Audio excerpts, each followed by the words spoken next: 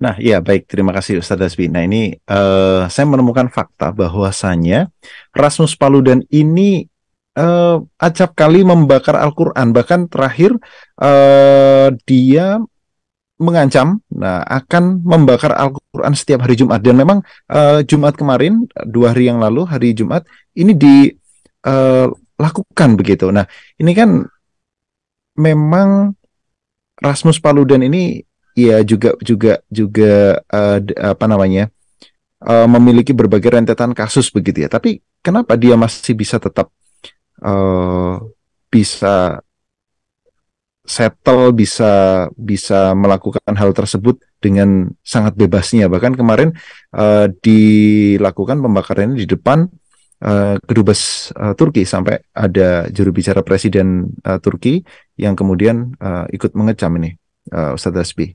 Em, Ya, sebenarnya ya seperti yang saya katakan tadi, sejak tahun 2019 sampai tahun 2021, kalau kita Mm-mm. baca biografinya Paludan itu kan memang Mm-mm. sudah 3 kali didakwa gitu. Pernah kalau tidak salah di penjara 6 bulan karena eh, Mm. ya saya yakin juga karena isu Islamophobia ya, karena memang dia itu bikin kelompok atau bikin partai, memang tujuannya memang sasarannya adalah Islam gitu. Oh. Ya, sehingga ada banyak sekali aksi yang sudah dilakukan sejak tahun Mm-mm. 2016 itu hampir tiap tahun melakukan aksi Mm-mm. baik di Denmark maupun di Swedia ya 2 tahun terakhir, Iya, dan iya. setiap aksi yang dilakukan oleh si Paludan ini itu biasanya ada counter protes gitu, ada protes-protes tandingan dan biasanya terjadi kerusuhan di situ. Bahkan Mm-mm. sebenarnya ada banyak yang benci sama si Paludan ini. Ada seorang, Mm-mm. bahkan dalam sebuah insiden, ada seorang kakek-kakek ya, berusia 50-an tahun ya, masih bawa bapak lah istilahnya. Itu hampir menusuk dia sebenarnya. Hampir Mm. dia gitu Oke, di oke, oke, tempat oke. pada saat aksi. Cuman kemudian bisa dicegah oleh polisi. Jadi tidak semua orang suka sama dia.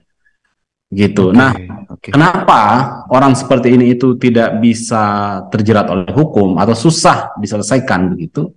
Ya, saya kira alasannya kurang lebih sama ya dengan Mm-mm. peristiwa yang lain gitu.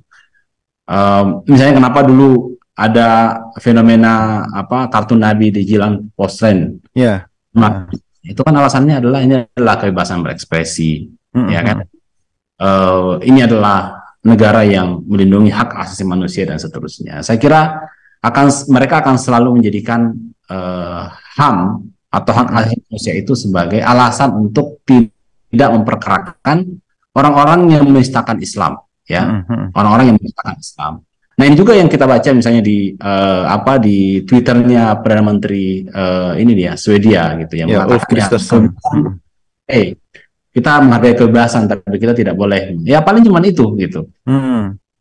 Nah, kenapa tidak bisa? Kenapa negara-negara Eropa tidak bisa bertindak keras? Ya, salah satunya adalah ya selain masalah ideologi atau Mm-mm. faktor paradigma bernegara, negara-negara Eropa sekarang itu juga itu sebenarnya ada kecenderungan gerakan-gerakan sayap kanan yang sangat nasionalis dan sangat anti-Islam itu kecenderungannya belakangan ini mereka naik suaranya gitu. Jadi Mm-mm. kekuatan mereka di parlemen itu katanya itu semakin tinggi. Di Swedia juga sama. Walaupun yang berkuasa belum belum dari sayap kanan gitu, tapi Ya. kekuatan sayap kanan itu naik gitu sampai 30% suara yang mereka dapatkan dalam pemilu. Dan ini Mm-mm. tren yang terjadi di negara-negara Eropa. Oke. Kecenderungan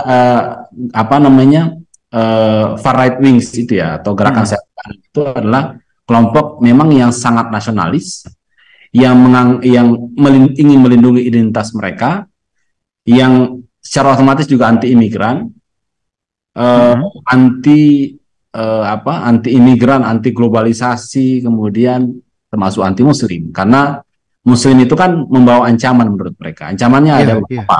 Mm-mm. Yang pertama adalah ancaman identitas, ya kan? Muslim itu membawa identitas baru.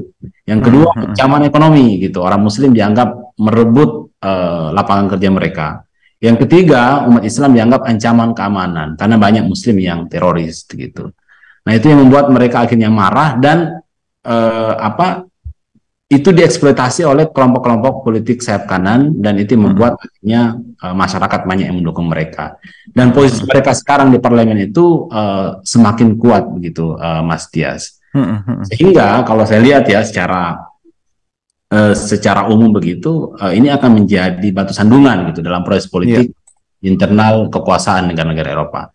Tapi terlepas dari itu semua, saya kira sampai hari ini, terlepas dari sayap kanan itu menguat atau tidak, ya saya kira tidak ada keinginan yang kuat bagi pemimpin-pemimpin negara Eropa, pemimpin-pemimpin negara Barat untuk menyelesaikan persoalan struktural ini.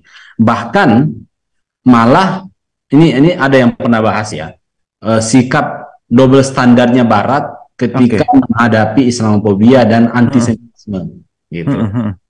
Tahun 2021 kemarin misalnya ya, seorang finalis kecantikan Prancis, finalis kompetisi Ratu Kecantikan lah gitu di Prancis. Dia mengatakan bahwa dia punya keturunan Israel dan kemudian dia menjadi bahan bulian di Twitter dengan isu-isu Yahudi gitu.